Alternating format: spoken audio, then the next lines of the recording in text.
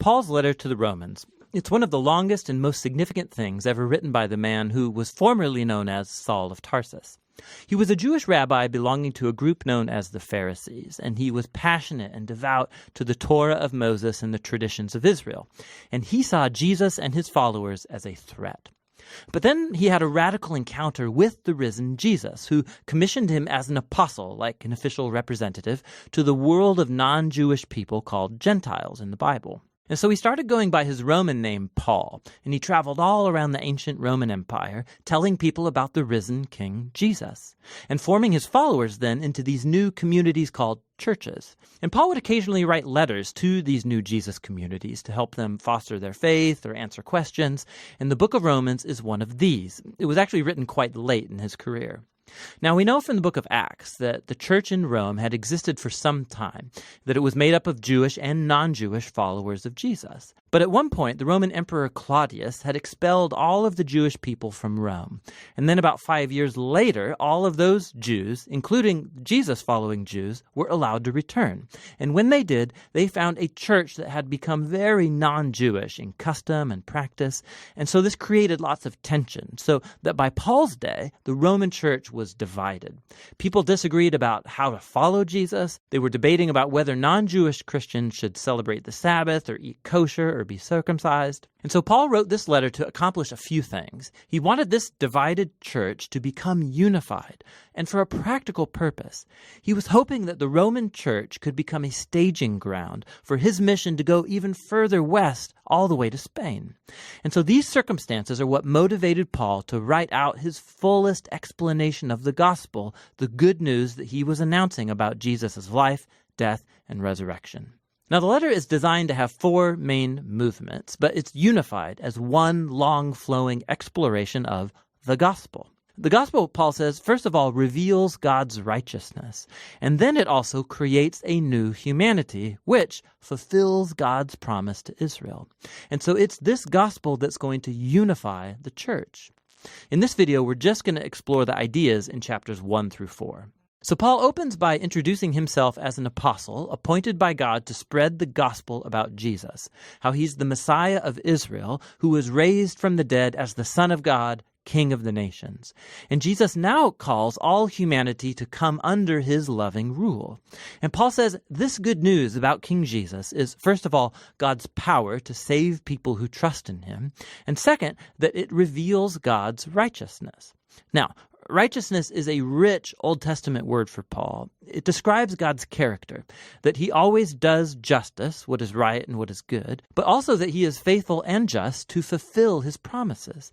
And Paul's saying that the story of Jesus shows how God has done both of these things. How? Well, he goes first into a long creative retelling of Genesis chapters 3 through 11. He shows how all the Gentile world, all the nations, have become trapped in the spiral of sin and selfishness. The human heart and mind are broken, Paul says. We've turned away from God to embrace idolatry, which means finding ultimate significance in created things and then giving ultimate allegiance to these things that are not God. This results in a distortion of our humanity and destructive behavior. And so what's left is a humanity that stands guilty as charged before a just and righteous God. To which the people of Israel might say, well, it's a good thing then that God chose our people out from among the nations. He saved us out of slavery in Egypt. He gave us the laws of the Torah, like the Sabbath and eating kosher and circumcision. And these all together show us how to live as God's holy people. But, Paul says, not so fast. He recalls the storyline of the Torah and of the rest of the Old Testament, which shows that Israel was just as sinful and idolatrous and morally broken as the rest of humanity. Israel is actually more guilty than the Gentiles, Paul says, because they have the Torah. They should know better.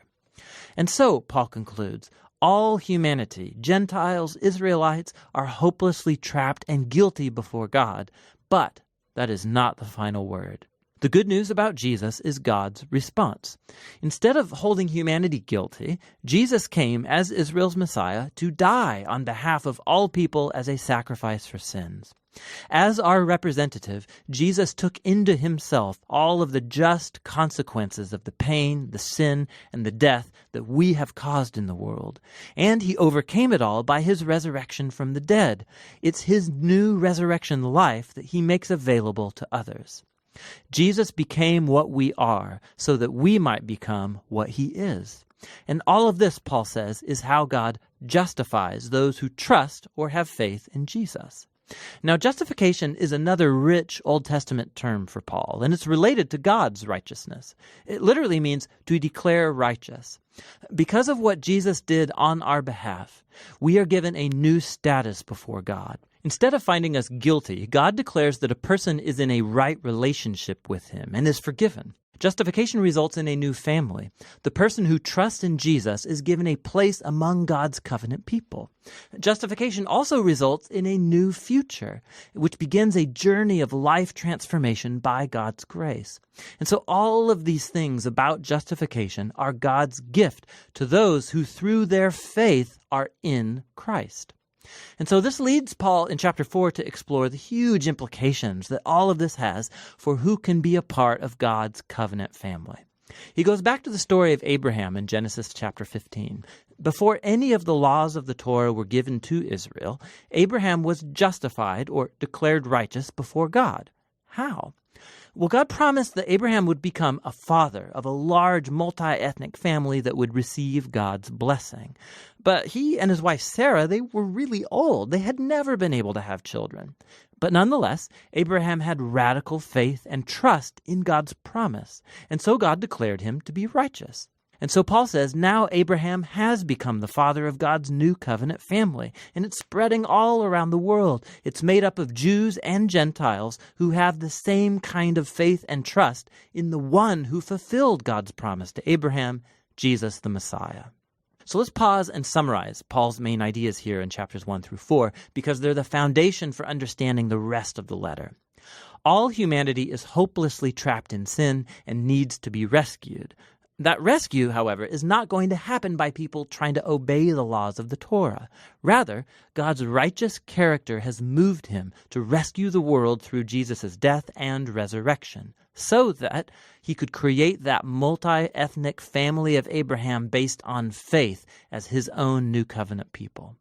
And so Paul's going to go on to show how this new family is a part of something much, much bigger that calls them to a whole new way of life together. But it's all going to be rooted in these core ideas explored in chapters 1 through 4 of Paul's letter to the Romans.